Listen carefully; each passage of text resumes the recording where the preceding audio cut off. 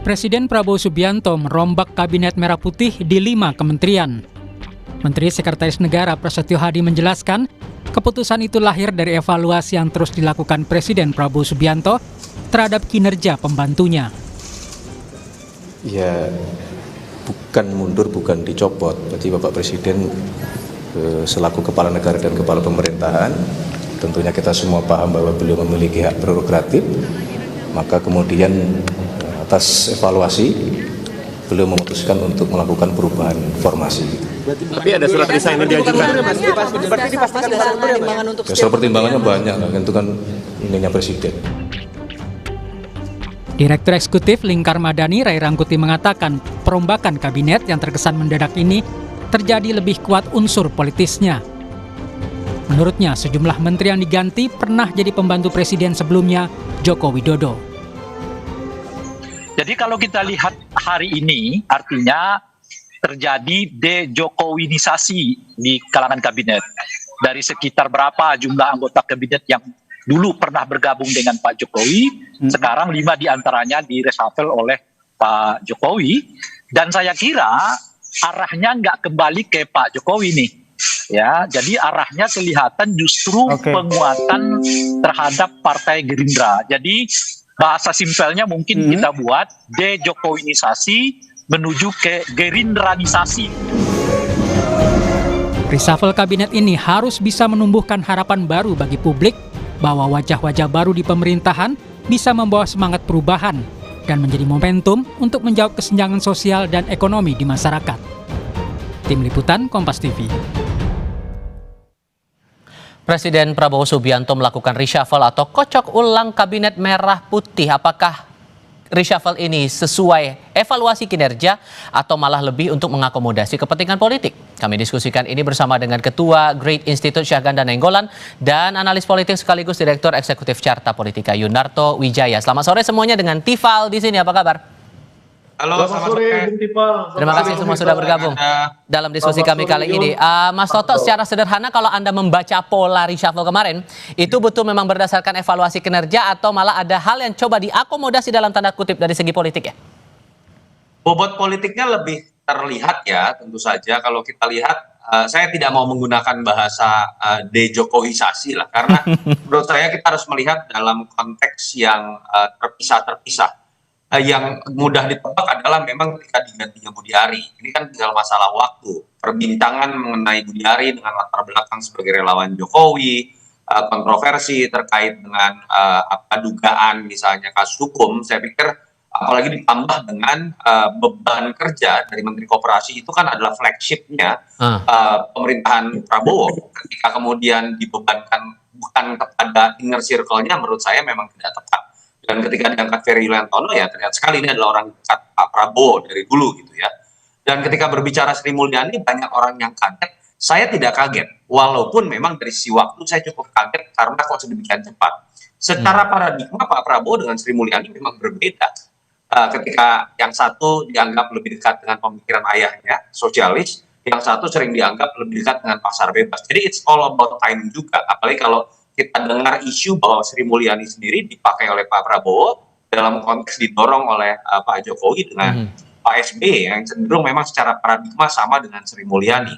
Dan tapi di situ ada highlightnya. Menurut saya tetap beban besar buat Pak Prabowo yang harus dijawab oleh Pak Purbaya adalah 2 hari berturut-turut market merespon negatif dari kehadiran Pak Purbaya yang memang harus diakui dari sisi track record dan portfolio paling tidak di dunia internasional dan market tidak sebesar Sri Mulyani, tetapi itu harus dijawab dengan cepat karena memang di hari pertama agak blunder menurut saya Pak Purbaya. Nah, yang sebetulnya menarik dan masih menjadi misteri adalah digantinya Pak Budi Gunawan. Artinya itu menurut saya kan cukup banyak membantah persepsi yang secara hitam putih, misalnya melihat ketika Pak Jokowi perannya berkurang, artinya kekuatan Ibu Mega akan masuk. Soal nama Menko Polkam itu kita akan coba diskusikan lagi nanti. Tapi kalau menurut Bang Ganda nih, kalau membaca polanya terlebih banyak menteri di era Jokowi yang kena reshuffle, apakah ini memang terpola untuk tujuan mengakomodasi kepentingan politik? Jawabnya nanti Bang, kita jeda sebentar. Kita lanjutkan di segmen berikutnya, selepas jeda berikut. Kalau menurut Anda ini memang polanya sebatas evaluasi kinerja atau ada akomodasi tertentu nih? Ya, saya pikir kalau evaluasi kan harusnya Oktober ya, tanggal 20 setelah 1 tahun. Tapi yang sekarang ini kan karena ada chaos ya kemarin, kerusuhan dan lain-lain. Jadi kita lihat Presiden harus mengambil langkah lebih cepat karena rakyat itu harus dipuaskan ya, rakyat menuntut. Nah, saya pikir kemudian Presiden mengganti menteri-menteri yang memang terkait dengan kemarin membuat ada pergolakan. Satu Menteri Keuangan yang tidak kompatibel dengan Presiden dan membuat marah bupati-bupati, kekacauan di daerah-daerah, rakyatnya marah karena PBB. Yang kedua Koperasi Desa Merah Putih ya, yang selama ini sudah didesain 80.000, itu selama ini susah berjalan karena menterinya itu diperkirakan terlibat atau kejahatan judi online dan lain-lain. Tapi dua pergantian ini saya apresiasi ya, untuk di bidang ekonomi ya, Purbaya untuk Menteri Keuangan dan Peri Juliantono untuk Menteri Koperasi Desa Merah Putih. Nah, Purbaya ini kenapa saya apresiasi? Karena dia muridnya Paul Romer. Nah, Paul Romer itu pemenang Nobel Ekonomi ya di dunia, dan kedua dia pahamnya itu disebut dengan indigenous economy ya, atau lebih mirip Keynesian, lebih mirip sosialis seperti Presiden Prabowo ya. Jadi dia itu pasti sinergi dengan Presiden Prabowo. Saya berharap Prabowo 8% itu bisa ditempuh dalam beberapa tahun ke depan, 6% ini dulu dan lain-lain. Nah, Ferry Juliantono dengan sebagai dia kadernya Adi Sasono di Kementerian Koperasi dulu, dia mungkin bisa betul-betul membangun koperasi sebagai soko guru perekonomian sebagaimana dititahkan oleh Undang-Undang Dasar 45. Saya pikir itu apresiasi saya kepada Presiden Prabowo dalam reshuffle kabinet kemarin. Tapi pertanyaannya masih ada dua yang kosong di sini, Menko Polkam kemudian Menpora. Kalau membaca polanya, Polkam saat ini diisi oleh orang dekatnya Bu Mega, kemudian yang Menpora dalam beberapa waktu ke belakang itu diisi oleh kader Partai Golkar. Kalau menurut Mas Toto, pola itu bakal terulang atau tidak? Saya melihat Golkar kan sudah selesai ya dengan diberikan jatah di kementerian lain, sehingga dari sisi jumlah sudah sama. Artinya tidak ada masalah dalam konteks perimbangan politik di situ. Nah, kalau berbicara mengenai Menko Polkam, kalau saya pribadi dengan terjadinya situasi kemarin, spekulasi muncul kembalinya militerisme, alangkah baiknya menurut saya tidak ditempatkan pengganti nanti ya, ketika berbicara interim oke lah, katakan cocok Pak Safri Samsudin, tapi saran saya lebih baik tidak ditempatkan sosok yang berasal dari kalangan militer, karena itu langsung masuk ke dalam sebuah frame atau mindset spekulasi yang mengatakan bahwa ini adalah kondisi yang ingin menguatkan militerisme. Lebih baik kalau saya malah menginginkan kalau perlu adalah berasal dari kalangan sipil yang memiliki hubungan baik juga dengan berbagai organ yang kemarin sempat kemudian menyuarakan dalam suara-suara demonstrasi. Dan kalau dilihat dari sisi PDI Perjuangan, kalau saya malah melihat dengan keluarnya Pak Budi Gunawan, ini simbol walaupun dalam konteks positif ya, bahwa Pak Prabowo artinya memang menginginkan ada oposisi di luar. Ini baik buat demokrasi, baik buat Pak Prabowo, tidak kemudian dituduh kemudian anti demokrasi dengan berupaya merangkul semua partai.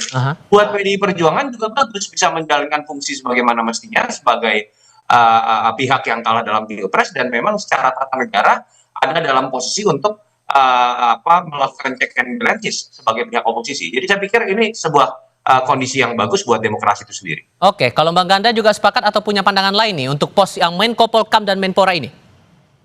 Ya, itu kalau Menko Polkam itu ya menurut saya harus didesain ulang supaya dia Menko Polhukam, karena tidak ada politik dan hukum itu dipisah. Ini Pak Presiden mungkin harus meninjau kembali ya supaya itu disatukan kembali ke Menteri Koordinatornya. Yang taruh ke Pak Yusril dong kalau gitu tugasnya. Satu pidato Presiden dengan Ibu Megawati tanggal 31 Agustus ya, pidato Presiden dengan Ibu Megawati yang 31 Agustus itu, mudah-mudahan Pak Prabowo tetap mengakomodir teman-teman PDI agar kohesivitas dan stabilitas ini bisa terjamin ke depan. Kalau Menteri Pemuda saya pikir saya belum ikutin perkembangannya. Tapi kalau membaca polanya kayaknya bakal terulang lagi nggak kira-kira dari kader Golkar lagi? Karena yang beredar juga begitu di kalangan wartawan. Kalau Golkar itu kan maksudnya dia kan udah dapat kemarin ya, yang Menteri Tenaga Kerja Luar Negeri ya. P2MI. Saya pikir kan udah. Saya pikir harus ada keadilan. Kita partai-partai ini kalau tidak bisa memberikan yang terbaik, ya misalkan ada kasus korupsi atau CSR Bank BI apa sekalian diributkan sekarang untuk posisi Menpora, nah, itu mudah-mudahan ada yang lebih baik lah. Kalau nggak itu cari dari luar dong. Ya zakon kabinet lah, kembali pada zakon kabinet. Bang Ganda, Mas Toto, terima kasih banyak sudah berbagi pandangan bersama kami kali ini. Sehat selalu semuanya. Selamat sore. Terima kasih. Selamat sore. Bang Ganda.